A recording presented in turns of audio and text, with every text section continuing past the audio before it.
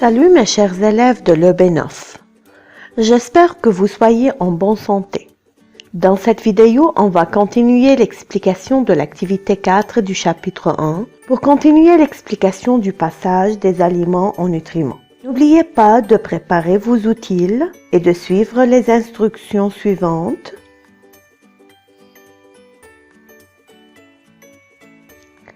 À la fin de cette vidéo, l'élève doit être capable d'analyser des expériences in vitro de la digestion des lipides, d'identifier le deuxième rôle de la bile, de représenter et de décrire la simplification moléculaire de quelques aliments en utilisant un diagramme fonctionnel. Dans la vidéo précédente, on a distingué entre le tube digestif et les glandes digestifs.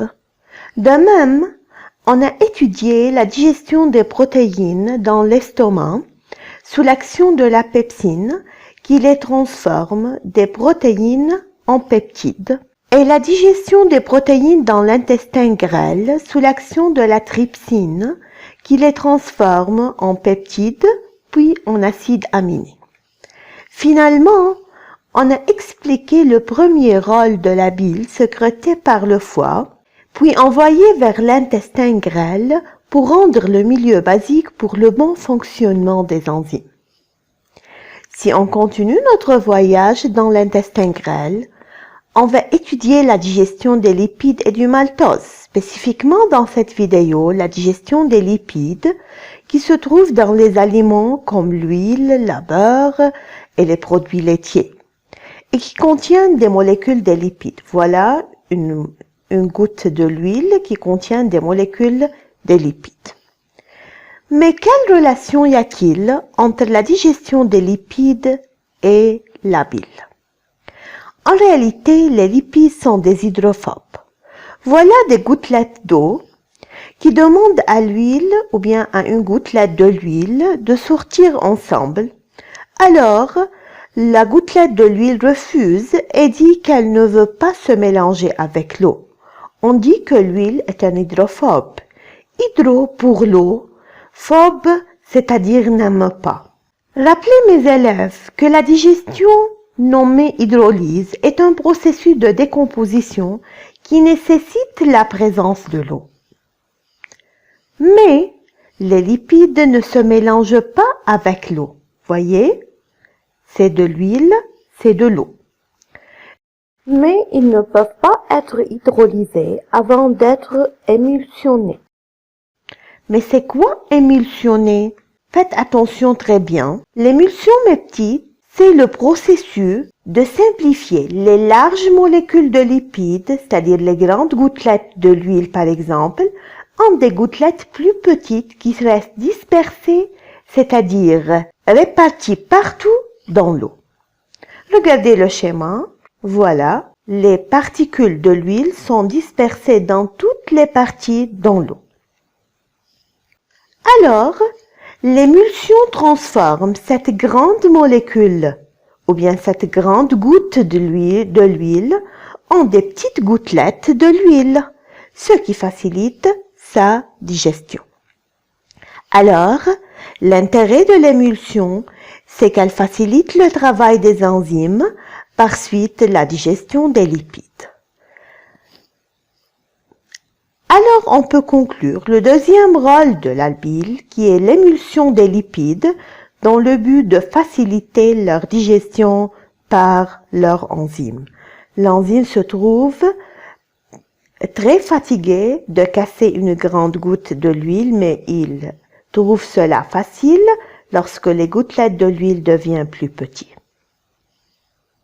Pour mieux comprendre la digestion des lipides, on va réaliser l'expérience suivante. On a pris un bain-marie à 37 degrés Celsius dans lequel on a plongé un tube contenant de l'extrait pancréatique, de l'eau, de l'huile et de la bile et qui sont bien mélangés. Ici, le substrat, c'est l'huile qui contient les lipides. Le sucre qui doit contenir des enzymes, c'est le sucre pancréatique. Après un certain temps, les résultats sont représentés dans le graphe suivant.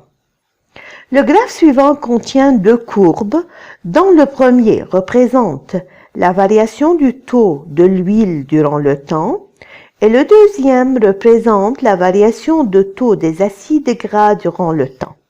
En réalité, il s'agit d'un graphe à deux courbes. Si on vous demande d'interpréter les résultats, ou bien le graphe, l'analyse ici doit être une analyse comparative, c'est-à-dire on compare le taux des deux substances en même temps, c'est-à-dire à un temps bien déterminé. En indiquant, bien sûr, comment varient ces quantités et on n'oublie pas la signification à la fin. Voilà. Au début de l'expérience, le niveau de l'huile était 100%, tandis que celui des acides gras était 0%.